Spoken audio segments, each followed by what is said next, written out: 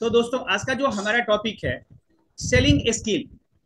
तो आपको जानकारी होगा और मैं बताना चाहूंगा कि सेलिंग स्किल जो है वो किसी भी मार्केटिंग के फील्ड का, चाहे वो डायरेक्ट सेलिंग कंपनी हो, चाहे वो इनडायरेक्ट हो, चाहे वो ट्रेडिशनल मार्केट हो, चाहे वो कोई फैक्ट्री हो, चाहे वो प्रोडक्ट बेचने वाली कंपनी हो, सबका मेन रीड जो होता है, मेन पिलर जो होता है, उनको उसका मेन बेस जो होता है वो सेलिंग होता है। और सेलिंग तभी होगा जब उस सेलिंग करने वाले के पास अपनी स्किल होगी। तो ये पूरी दुनिया का जो बिजनेस है वो सेलिंग स्किल पे ही टिका हुआ है। और इस मंत्र को जो जान लिया दोस्तों, उसको अमीर बनने से कोई रोकने वाला नहीं है। लेकिन दिक्कतें कहाँ आती है दोस्त, कि लोगों को पता ही नहीं है कि सेलिंग स्किल क्या होता है, सेलिंग स्किल कहाँ से आता है, और सेलिंग स्किल को करना कैसे है, इस सेलिंग को करना कैसे है, और अपना स्किल को डेवलप कैसे करना है। तो मैं आपको बताना चाहूंगा कि सेलिंग स्किल का मेन जो उद्देश्य है, और सेलिंग स्किल किसको कहते हैं, तो सेलिंग स्किल का हमारे भाषा में अगर आप जानेंगे तो एक दूसरे का तालमेल, एक दूसरे के विचारों का आदान प्रदान, और एक दूसरे के दिल को जीत लेना, एक दूसरे को अपना बना लेना, और साथ साथ दोनों के बीच में एक बहुत बड़ा मजबूत उत्साह पैदा करना ही स्किल है। क्योंकि जब आप किसी से बात करते हैं तो आपका बातचीत करने का शैली ऐसा होना चाहिए कि आप जिस सामने वाले से बात कर रहे हैं वो आपकी बातों से उत्साहित हो जाए, प्रभावित हो जाए, और आपकी विचारों का आदान प्रदान उसके साथ शुरू हो जाए। तो जब दोनों का आचार विचार मिलना शुरू हो जाएगा, दोनों का उत्साह मजबूत हो जाएगा, दोनों का रिश्ता मजबूत हो जाएगा, तो फिर दोस्तों आपकी सेलिंग के लिए आपको सोचने की जरूरत नहीं है कि अगला व्यक्ति आपका बात मानेगा कि नहीं मानेगा। मैं 100% दावे के साथ कहता हूं कि अगर आपने अपने विचारों से उसको सहमत कर लिया, आप दोनों के बीच एक उत्साह मजबूत हो गया, आप दोनों के साथ एक रिश्ता मजबूत हो गया, तो आप जो कहेंगे मानेगा और आपके बताए हुए रास्ते पर भी वो चलेगा। लेकिन हम लोग करते क्या है, हम लोग जल्दबाजी में रहते हैं, हम लोग रिश्ता मजबूत बनाने के पीछे समय नहीं देते हैं, हम लोग उत्साह मजबूत बनाने के तो समय नहीं देते हैं। और जब तक उत्साह मजबूत नहीं होता है, जब तक दोनों का आपसी प्रेम नहीं बनता है, जब दोनों का आपसी विचार नहीं मिलता है, तब तक आपका वो कस्टमर नहीं बन पाएगा, आपका वो प्रोस्पेक्ट नहीं हो पाएगा, आप जो उसको बेचना चाहते हैं वो आपसे नहीं परचेज कर पाएगा। दूसरी चीज कि सेलिंग स्किल को हम अपने अपने शब्दों में जो परिभाषित करते हैं, तो बहुत सारे लोग हैं दोस्त, वो यही समझते हैं कि हमको सेलिंग का मतलब है हमको माल बेचना है। दोस्तों सेलिंग स्किल का मतलब माल बेचना नहीं है। माल बेचने वाला बहुत नहीं कमाता है, माल केवल बेचने वाला अमीर नहीं बनता है। आप बहुत ऐसे लोगों को देखे होंगे, अपना सामान लेके घूम रहा है, या किसी का कोई प्रोडक्ट लेके घूम रहा है, या कोई कपड़ा लेके घूम रहा है, कोई ट्रेडिंग में किराने का सामान लेके घूम रहा है, कोई कॉस्मेटिक आइटम लेके घूम रहा है, लेकिन वो बेच के अमीर नहीं बन सकता है।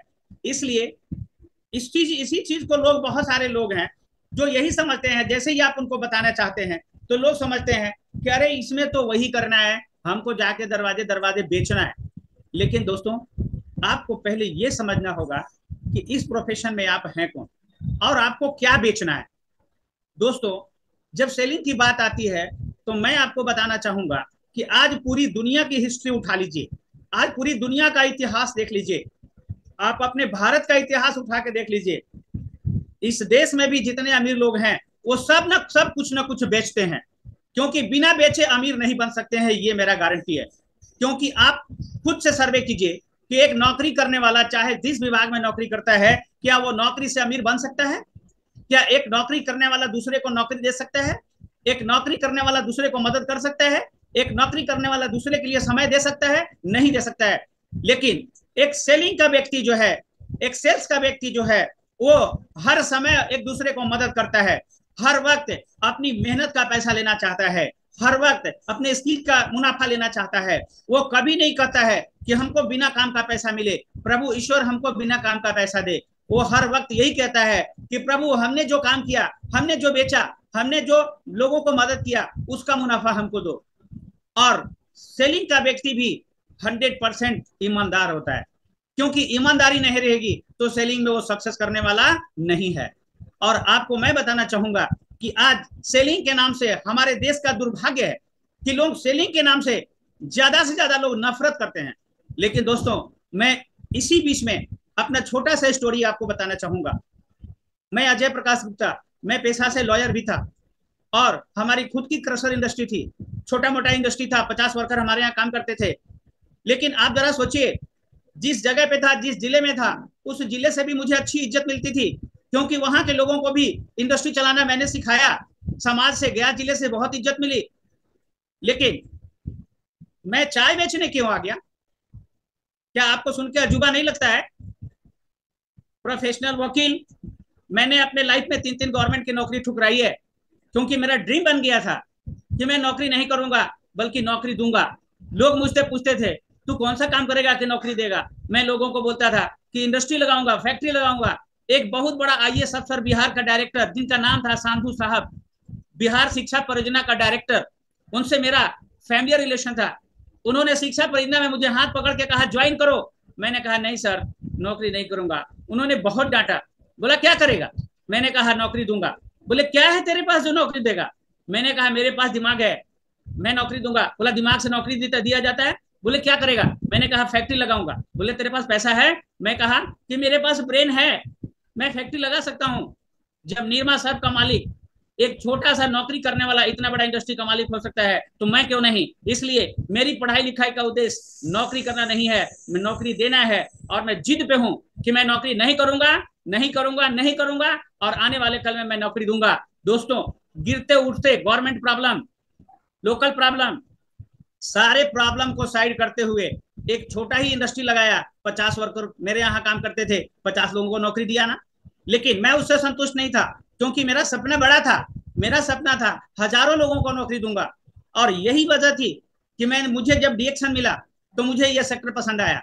और डीएक्शन में भी मैं कैसे आया तो आपको बताना चाहूंगा। दोस्तों, मुझे डीएक्शन से इतना प्यार क्यों हुआ और क्यों मैं चाय बेचना शुरू कर दिया, क्यों मुझे शर्म नहीं आया, तो आपको मैं बताना चाहूंगा कि मेरी एक ही बच्ची पैदा होने के बाद 5 साल तक चलती नहीं थी, बोलती नहीं थी, आवाज सही नहीं था, बॉडी डिसऑर्डर था, गोद में लेके घूमते थे।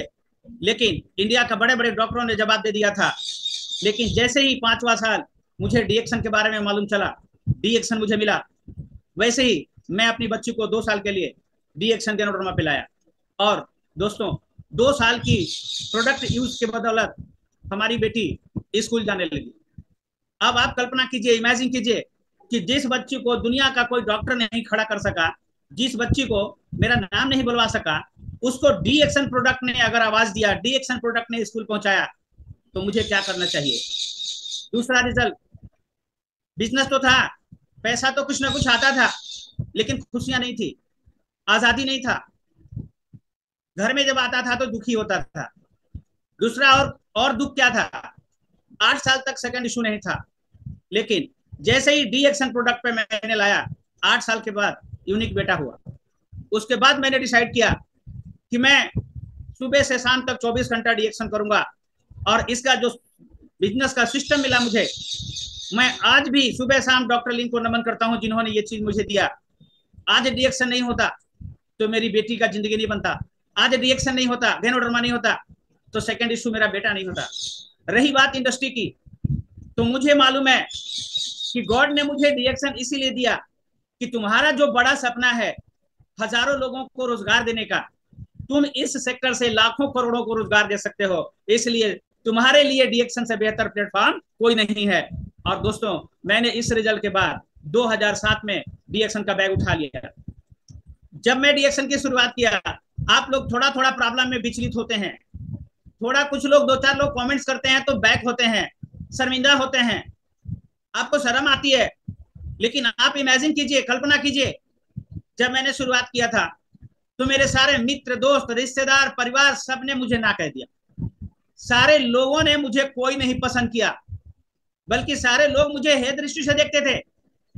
लोग मुझसे भागते थे कि अपने तो चाय बेचता है, हम लोग को चाय बेचना बताएगा।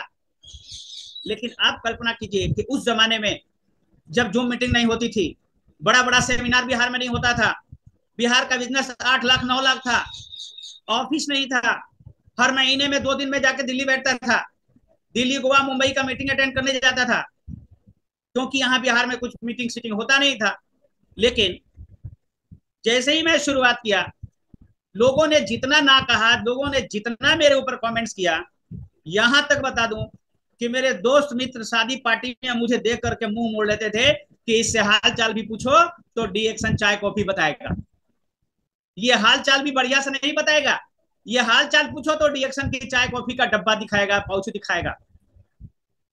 लेकिन आप जरा कल्पना कीजिए कि मुझे वो शर्म क्यों नहीं आया, मुझे वो शर्म क्यों नहीं आया, क्या वजह था, क्या रिएक्शन में दिखाई दिया मुझे। दोस्तों, आज आपको किसी को प्रोडक्ट बताने में हिचक होती है, आज आपको साबुन बेचने में हिचक होती है, लेकिन मैंने गेनोजी सोप को किस कदर बेचा है। पुराने लोग जो मीटिंग में कनेक्ट होंगे, मेरी बातों को सुन रहे होंगे, 4-4 टुकड़ा काट करके मैंने साबुन बेचा है। एक साबुन को 4 टुकड़ा काटता था और लोगों को जाके कहते था 25 रुपया दीजिए, 15 दिन इस्तेमाल कीजिए, फायदा नहीं हो तो मुझे बताइए। अब आप बताइए कि इस तरह काम करने वाले को लोग पागल नहीं कहेगा तो क्या कहेगा। चलती ट्रेन में, बस में, होटल में, जहां भी रहता था, मुझे केवल रिएक्शन दिखाई देता था। और मैं रेस्टोरेंट में खाना खाता था तो कोशिश यही रहती थी कि बिल के बदले साबुन दे दूं, बिल के बदले टूथपेस्ट दे दूं, बिल के बदले कॉफी दे दूं, और मैंने बहुत जगह दिया है। तो ऐसा क्यों होता था, आखिर वजह क्या था। आज 3000 पीवी कंपनी कंपल्सरी करने जा रही है, बहुत लोगों को परेशानी हो रही है। लेकिन मैं आपको बता दूं, हमारे डेयरी ओनसोन स्टॉकिस्ट राजेश तुलसियान जी, अफसोस है मेरे अपलाइन, मेरे सीनियर, मेरे गुरु मिस्टर के अग्रवाल सर आज नहीं है। लेकिन राजेश तुलसियान जी मेरी बात को सुन रहे होंगे तो वो बताएंगे कि जब मैंने शुरुआत किया था तो मेरा पर मंथ का पीवी 2000, 3000, 4000, 5-5000 पीवी महीने का होता था। जब मैंने शुरू किया था तो मेरा महीने का पीवी 4000, 5000 भी हो जाता था। और कौन सा प्रोडक्ट का पीवी होता था, साबुन का, चाय का, पेस्ट का, कॉफी का, शैम्पू का, नो आरजीजीएल। अब आप कल्पना कीजिए कि मैं शुरुआत किया था और 4000, 3000 पीवी आसानी से बना लेता था। तो आज आप ये भी सोचते होंगे कि आज कितना पीवी बनाते हैं। तो आज तो हमारे पास समय भी उतना नहीं है अपने लिए, लेकिन फिर भी मेरा महीने का पीवी किसी भी हालात में, चाहे लाख बिजी हूं, लगभग 5 से 10,000 पीवी पर मंथ मेरा आज भी होता है। और दोस्तों, ये 3000 पीवी कंपल्सरी जो कंपनी किया है, करने जा रहा है 1 अगस्त से, आप गर्व कीजिए, हताश मत होइए, मेरा काला बैग नहीं, परेशान मत होइए कि 3000 पीवी कैसे होगा। मैं आपको सिखाऊंगा। हमारे साथ साथ आज आपके बिहार में हम लोग इतने सारे लीडर, इतने सारे सीनियर या मैनेजमेंट का इतना बड़ा टूल्स कि आपको 10,000 पीवी महीने का बनाना आसान दिखेगा। शर्त क्या है कि आज के मीटिंग में जो कुछ मैं बताऊं उसको सही तरीके से अपने सॉफ्टवेयर में लोड कर लीजिए, आपके लिए 10,000 पीवी भी आसान हो जाएगा। तो दोस्तों, आपको ये पता चल गया होगा कि मैं जो रिएक्शन किया वो क्यों किया। बेटी का जिंदगी, बेटा मिला, रही मेरी लाइफ की, तो आज मेरी जिंदगी में फ्रीडम मिली। और ये सब फ्रीडम देने के पीछे, ये सारा फ्रीडम, सब कुछ जो मुझे मिला, वो किसके बदौलत मिला, वो उसके बदौलत मिला जिसका नाम, जोरदार तालियों से लीजिए, गैनोडर्मा लूसिडम। यही वो गैनोडर्मा है जिसके बदौलत आज दुनिया की हर आजादी मुझे मिल चुकी है और वो सारी खुशियां मिल चुकी है। तो दोस्तों, अगर मैं शर्म किया होता तो आज मुझे सफलता मिलती क्या, मिलती नहीं मिलती।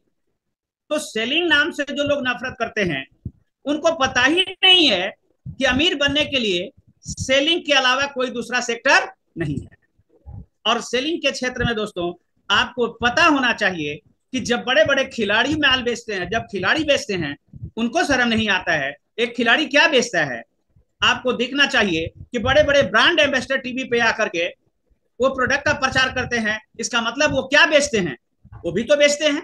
एक नौकरी करने वाला व्यक्ति, एक इंजीनियर, आईआईटीएन, बीटेक, आईआईटी, ये किया हुआ, इतना सारा पढ़ा हुआ व्यक्ति, इंजीनियर, डॉक्टर, ये क्या बेचते हैं, ये सारे लोग बेचते हैं।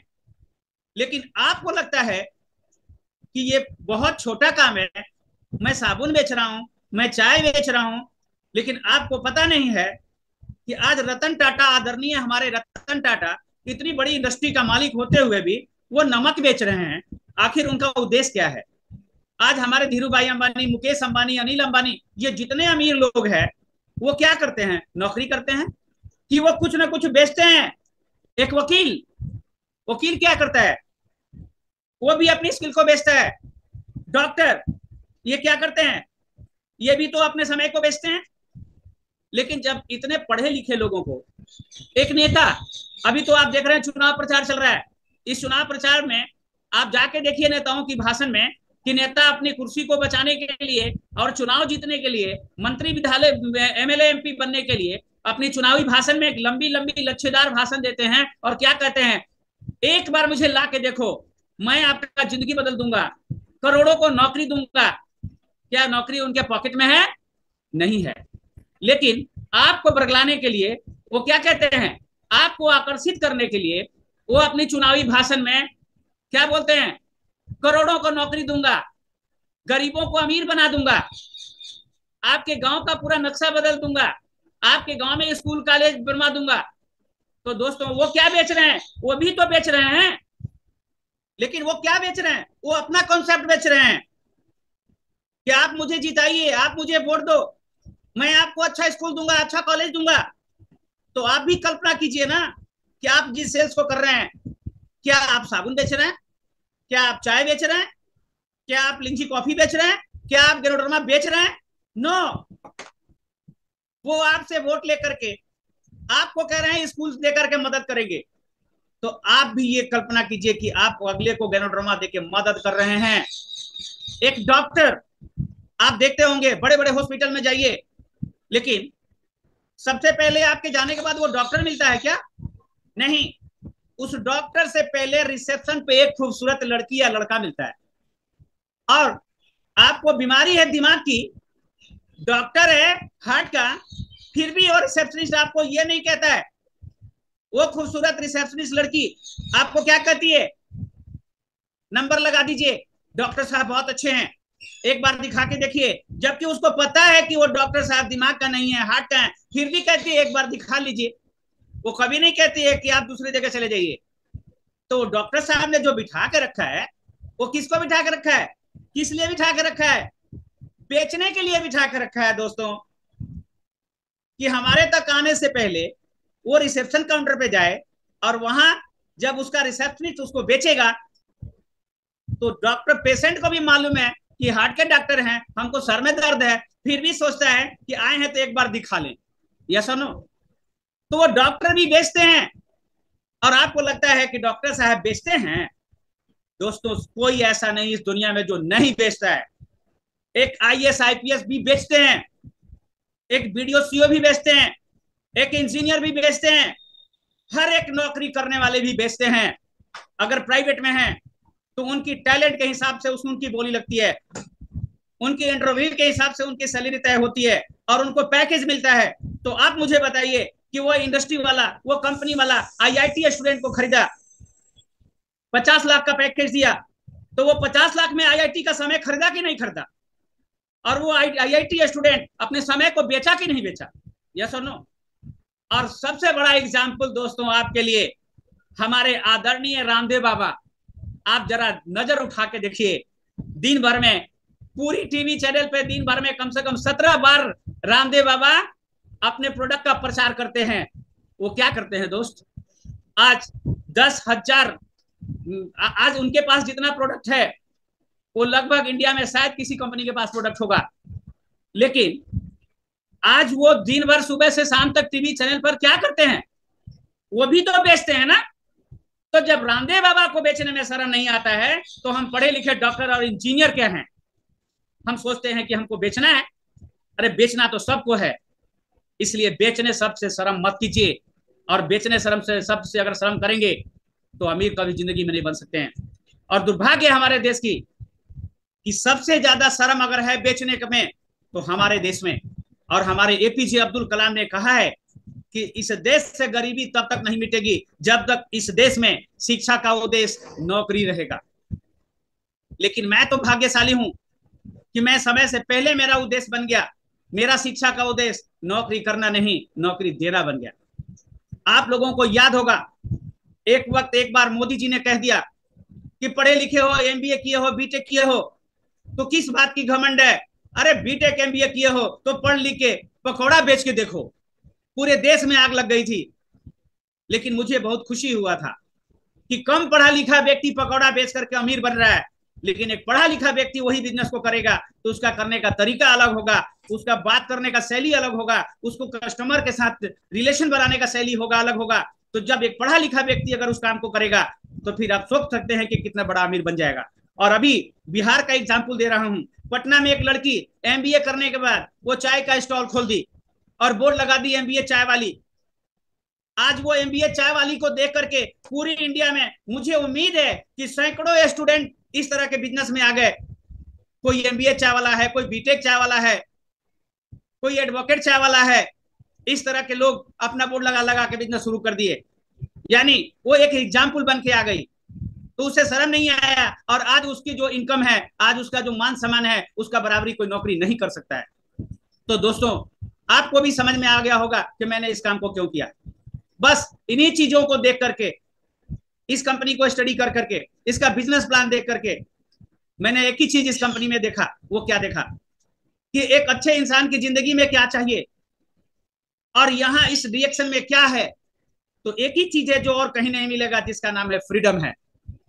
आप लोग समझते हैं साबुन है, चाय है, कॉफी है, लेकिन मैं आपको बताना चाहता हूं कि आपके पास सबसे बड़ा प्रोडक्ट फ्रीडम है। आपकी जिंदगी में जो चाहिए वो फ्रीडम मिल सकता है। कहां से? वो डीएक्शन से मिल सकता है। लेकिन आपको करना क्या है?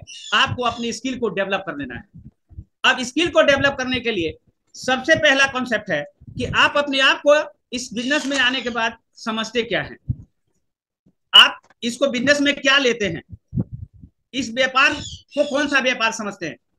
तो दोस्तों, ये जो व्यापार है वो बेचने का नहीं है। ये कॉन्सेप्ट क्लियर कर लीजिए कि आप यहाँ एक सेलर नहीं है, आप यहाँ एक कंसल्टेंट हैं। और कंसल्टेंट का काम क्या है? कंसल्टेंट का काम है लोगों से बात करना, लोगों से कंसल्ट करना, लोगों का दुख दर्द जानना, लोगों की परेशानियों को जानना, लोगों की जो जरूरत है उसको जानना और उसके हिसाब से उसकी जरूरत को बताना। अब आप एक कंसल्टेंट हैं, आपका कॉन्सेप्ट क्या है? आपका कॉन्सेप्ट है प्रोडक्ट नहीं बेचना, आपका कॉन्सेप्ट, आपको कॉन्सेप्ट बेचना है। अब आपका कॉन्सेप्ट क्या कहता है? और पूरी दुनिया में लाखों कंपनियां हैं, लेकिन आपके सारे कॉन्सेप्ट का जवाब डीएक्शन में मिल सकता है। आपकी हर जरूरत डीएक्शन में पूरा हो सकता है, क्योंकि आपसे मिलने जुलने वाला हर इंसान को जिंदगी में जो चाहिए वो सब कुछ इसी प्लेटफॉर्म पे है जिसका नाम डीएक्शन है। अब आप कंसल्टेंट हैं, आपको करना क्या है? तो आपको सबसे पहले दोस्त क्या करना है वो जान लीजिए।